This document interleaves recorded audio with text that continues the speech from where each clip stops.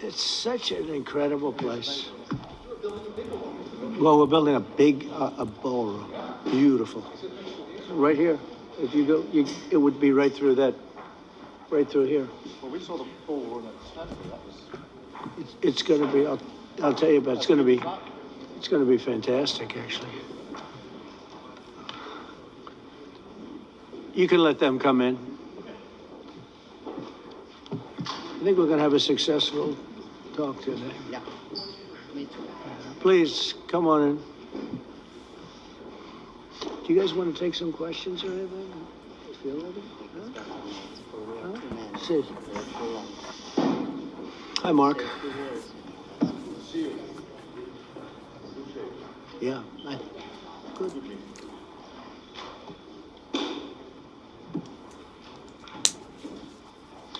Well, thank you very much. It's a great honor to have you here. Special place. White House is special no matter where you're from.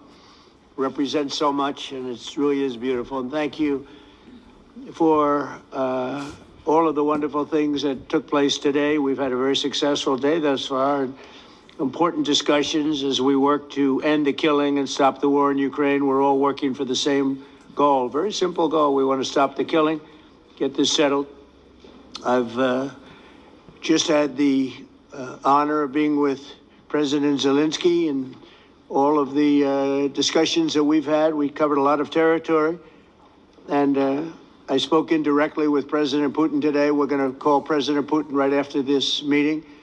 I'm sure we're going to have a solid meeting, good meeting, maybe a great meeting, and we're going to try and work out a trilat after that and see if we can get it finished. Put this to sleep, because this is not since the Second World War has there been anything like this. So I'm honored to welcome NATO Secretary General Mark Rutte, who's a great gentleman, great political leader in Europe generally, but now he's the NATO Secretary General, and you're doing a fantastic job. Thank you very much, Mark. Prime Minister Starmer of the United Kingdom, our friend and my friend, and doing really well, and people like him a lot. We all like him. Everyone knows President Macron of France, who's been with me from the beginning, one of the first people I met as a foreign dignitary, and I liked him from day one. And I like him even more now. That's pretty good. That's unusual.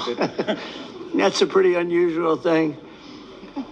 Prime Minister Meloni of Italy, who's a really a great leader and an inspiration over there. She's served now, even though she's a very young person, she's served there for a long period of time relative to others. They don't last very long. You've lasted a long time. You're going to be there a long time. Chancellor Merz of Germany, who is a very strong person and a very strong leader and very highly respected in Germany. And he's my friend, and it's an honor to have him as my friend. Thank you very much. Very good. You look great with your tan. Where did you get that tan? I want to get a tan like that. That's true. President Stubb of Finland, and he's somebody that, where are we here? Huh? Where? I'm right here. Oh, you look better than I've ever seen you look. But you've done a great job, and we wanted to have you here because you're somebody that we all respect. And you've had a lot to do with the success, I think, and the potential success. And thank you very much for being here. We appreciate it. And the President of the European Commission, Ursula von der Leyen, who is somebody that we just made a big deal with all of those countries. I don't know. I think you might be more powerful than all these guys at this table. I don't know. But we had a great negotiation, and you're respected all over the world. So I want to thank you very much for being here. It's a great honor to have you.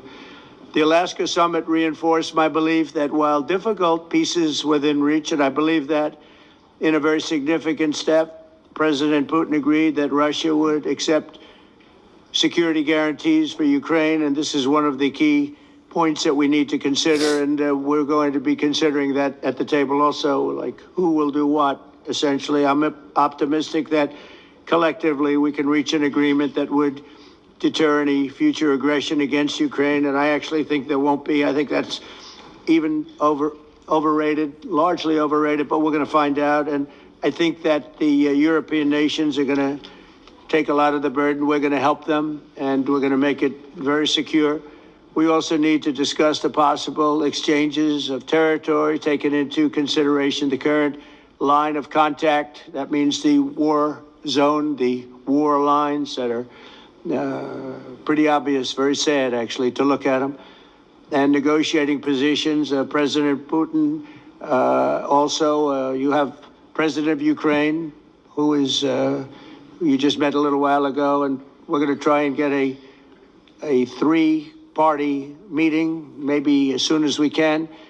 And I have a feeling you and President Putin are going to work something out. Ultimately, this is a decision that can only be made by President Zelensky and by the people of Ukraine working also together in agreement with President Putin. And I just think that's very good things are going to come of it. So I hope we have a good meeting. And if we can have a good meeting, I'll set up a meeting with President Putin. And if you'd like, I'll go to that meeting. And not that I want to do that, but I will do that because we want to save a lot of people from dying. A lot of people are dying, and we got to save them. Got to save it. 5,000, 6,000, 7,000 people sometimes a week. All of us would obviously prefer an immediate ceasefire while we work on a lasting peace, and maybe something like that could happen. As of this moment, it's not happening, but President Zelensky and President Putin can talk a little bit more about that. You know, in the 6 or so wars that we stopped, we haven't had a ceasefire. And so I don't know that it's necessary. You can do it through the war, but it would be, I like the ceasefire from another standpoint. You immediately stop the killing. But I believe a peace agreement at the end of all of this is something that's very attainable, and it can be done in the near future. With all of the wars that I got involved in, we only have this one left. Of course, as I walk out the door, there'll probably be a new one starting, and I'll get that stopped too. But I thought this was going to be one of the easier ones. It's actually one of the most difficult. They're very complex. The next step would be for a trilateral meeting, and that will be worked out. And I just look forward to working and having a great result. We're going to spend a lot of time today talking about, and we're really honored you guys came over. I mean, these are the heads of major countries and respected all over Europe. And they speak for, largely, I think I should say, but pretty much for the other countries of Europe. And we will come to a resolution today, I think, on almost everything, including probably the security. And that's pretty much the story. I'd like to say, Mr. President, would you like to say something? You have the media. If you want, you could come over and you could stand, you could use mine, or you could just turn around, whichever you feel comfortable with. Thank you so much. I can speak without microphone. Thank you so much. I think that we had very good conversation with President Trump. Very good. And it really was the best one. Maybe the best one will be in the future. But it was really good. And we spoke about very sensitive points. The first one is security guarantees. And we are very happy with President that all the leaders are here, and the security in Ukraine depends on the United States and on you and on those leaders who are with us in our hearts. They have been online before yesterday, and etc. So a lot of countries on the side of Ukraine, our people, and all of us want to finish this war, stop Russia, and stop this war. We spoke about it, and we will speak more about security guarantees. This is very important that the United States gives such strong signal and is ready for security guarantees. The second point, or maybe the first, humanitarian direction, very important to exchange all the prisoners, and I think that President will help. And I was very thankful to your wife again, Mr. President, for the letter about our abducted children, and I hope that really it can be historical for the people to bring kids back to the families and be happy and get the people back, yeah. Yes, this is so important, and I'm happy that we discussed it, this track with the President Trump, and I hope that we will find decisions. And then what is very important, that all the sensitive things, territorial, etc., we will discuss on the level of leaders during trilateral meeting, and President Trump will try to organize such meeting, and he said that he will come or not come. Ukraine will be happy if you will both want me participate. there, I will be there. Yeah, Yeah, thank you. And I think this is very important. Yes, so security guarantees, bringing kids back, and all our people, not only warriors, first of all, warriors and all the civilians, journalists, a lot of people in prison. So we need them back. And guarantees which will work for the years. We spoke about it. And I showed the President a lot of details on the battlefield, on the map. Thank you so much. Thank you for the map, by the way. Good map. It was great. Yeah. I'm thinking how to take it back. We'll get you. No. I think that we had constructive, specific meeting, and I'm very thankful to all the leaders who are here, and you help a lot, and so we are happy that we have such big unity today. Thank you, Mr. President. Thank you very much, for hosting us. Mr. Thank President. I think you'll see that President Putin really would like to do something else. I think when we set that up, when we do, I think it's going to be when, not if. I think you're going to see some really positive moves. I know there's over 1,000 prisoners, and I know they're going to release them. Maybe they're going to release them very soon, like immediately, which I think is great. But we're going to set that up today after this meeting. So very good and great remarks. I appreciate it. Mark, as head of NATO, maybe you could say a few words, please. Yes, I will be very brief. I really want to thank you, President of the United States, dear Donald, for the fact that you, as I said before, broke the deadlock, basically with President Putin by starting that dialogue. And I think it was in February that you had the first phone call. And from there, we are now where we are today. And that is, I think, if we play this well, we could end this. And we have to end this. We have to stop the killing. We have to stop the destruction of Ukraine's infrastructure. It is a terrible war. So I'm really excited. And let's make the best out of today and make sure that from today onwards, we get this thing to an end as soon as possible. I really want to thank you for your leadership, what you are doing for Volodymyr, but of course also all the European colleagues. It is really crucial. And the fact that you have said, I'm willing to participate in the security guarantees is a big step. It's really a breakthrough, and it makes all the difference. So also thank you for that. Well, NATO also has agreed from 2% to 5%, which is something that is a massive amount of money. And it's 2% that wasn't always paid to 5% that is paid. That's a big difference. And so we appreciate that. That was a great move. Thank you very much. Ursula, maybe on behalf of the Commission, you could say a couple of words. Yes. Thank you very much. It's a pleasure to be here. And it's a very important moment. Indeed, we are here, Europeans, as friends and allies. We had a fantastic NATO summit. Together as the two largest and biggest economies in the world, we had the largest trade deal ever agreed. And now we are here to work together with you on a just and lasting peace for Ukraine. Stop the killing. This is really our common interest, stop the killing. And indeed, it's very good to hear that we're working on the security guarantees, Article 5 life security guarantees, so important. But I want to thank you also that you mentioned the thousands of Ukrainian children that have been abducted. And as a mother and grandmother, every single child has to go back to its family. This should be one of our main priorities also in these negotiations, to make sure that the children come back to Ukraine, to their families. Thank you. And we did. I was just thinking we're here for a different reason, but we just a couple of weeks ago made the largest trade deal in history. So that's a big thing. And congratulations. That's great. Thank you very much, Ursula. Mr. Chancellor from Germany, a very great leader. Mr. President, Please. dear Donald, many thanks for having us today. I think this is extremely helpful that we are meeting and hearing that the two of you are having such a good meeting today here in Washington. The next steps ahead are the more complicated ones now. The path is open. You opened it last Friday. But now the way is open for complicated negotiations. And to be honest, we all would like to see a ceasefire, the latest from the next meeting on. I can't imagine that the next meeting would take place without a ceasefire.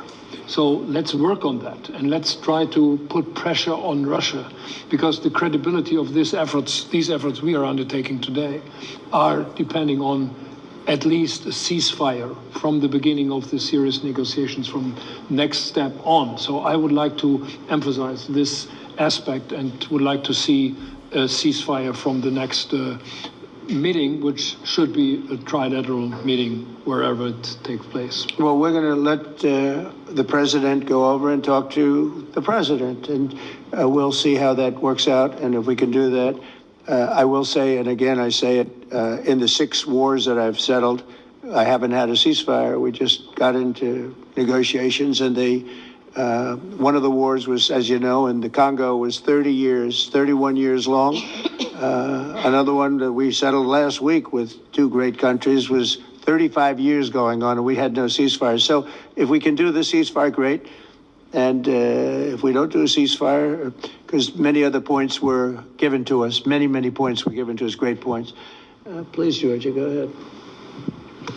Well, thank you very much, Donald, Mr. President, for hosting us today in this important meeting. And I think it is an important day, a new phase, after 3 years and a half that we didn't see any kind of sign from the Russian side that there was a willing for dialogue. So something is changing, something has changed, thanks to you. Thanks also to the stalling in the battlefield, which was achieved with the bravery of Ukrainians and with the unity that we all provided to Ukraine. And the reason why I mention it is that we also have to remind that if we want to reach peace and if we want to guarantee justice, we have to do it united. So that's why it's a very good day, the one we are in. You can obviously count on Italy as it was from the beginning. We are on the side of Ukraine, and we do absolutely support your efforts towards peace. We will talk about many important topics. The first one is security guarantees, how to be sure that it won't happen again, which is the precondition of every kind of peace. I'm happy that we will discuss about that. I'm happy that we will begin from a proposal, which is the, let's say, Article 5 model, which was Italian at the beginning. So we are always ready to bring our proposals for peace, for dialogue. It's something we have to build together to guarantee peace and to defend the security of our nation. So thank you, Mr. President, for hosting us. Thank you very much. Emmanuel? Thank you, Mr. President, for organizing this meeting and for your commitment. And everything was said, but I just have to say here, everybody around this table is in favor of peace. And we work very hard, and we've worked very hard during the past few years to have a peace which is a robust and long-standing peace. This is why the idea of a trilateral meeting is very important, because this is the only way to fix it.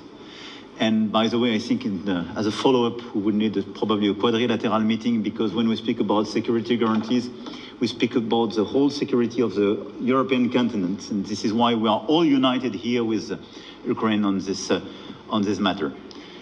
In order to organize such a trilateral meeting, your idea to ask for a truce or a ceasefire, at least to stop the killings, as we discussed, is a necessity.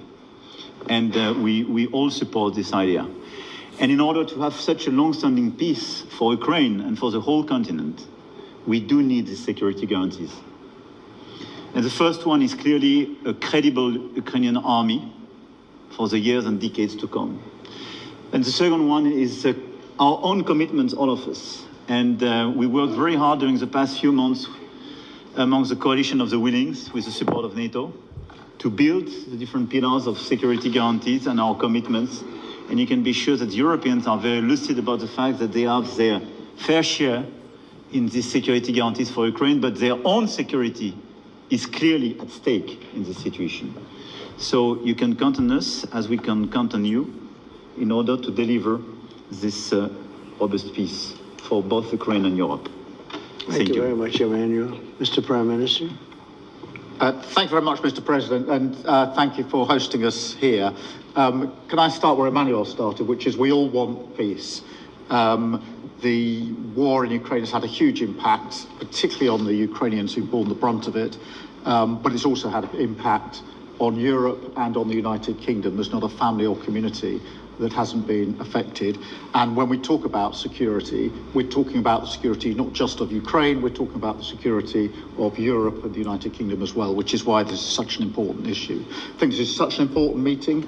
As a group, I think we've had a discussion on the phone a number of times, Mr. President, but be able now to be around the table to take it forward. And I really feel that we can, I think, with the right approach this afternoon, make real progress, particularly on the security guarantees, and your indication of security guarantees of some sort of Article 5 style guarantees fits with what we've been doing with the Coalition of the Willing, which we started some months ago, bringing countries together and showing that we were prepared to step up to the plate when it came to security, with you coming alongside, the US alongside what we've already developed. I think we could take a really important step forward today, a historic step actually could come out of this meeting in terms of security for Ukraine and security in Europe.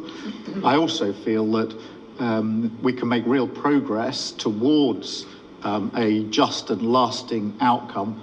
Obviously that has to involve Ukraine, and a trilateral meeting seems the sensible next step. So thank you for being prepared to take that forward, because I think if we can ensure that that is the progress out of this meeting, both security guarantees and some sort of progress on trilateral meeting of some sort to bring some of the difficult issues to a head, then I think today will be seen as a very important day in recent years in relation to a conflict which has gone on for 3 and a bit years, and so far nobody's been able to bring it to this point. So I thank you for that. Well, thank you very much. And, you know, it's very interesting because this is the first for the White House. You can't say that very often. It's seen a lot over the years, since 1800, 1799, to be almost exact. But this is the first where we've had so many prime ministers, presidents, the heads of European nations. And by the way, Alex, I'd like you to say a couple of words too. You're a young, powerful man. Before I finish up, I want you to say a couple of words. Go ahead.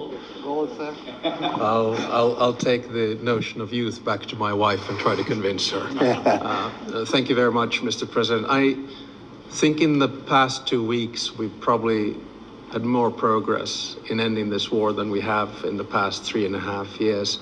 And I think the fact that we're around this table today is very much symbolic in the sense that it's Team Europe and Team United States helping Ukraine.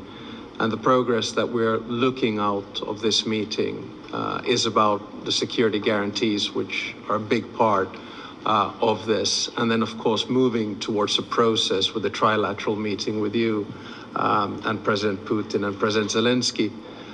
Some of the international media might wonder, why is the President of Finland here?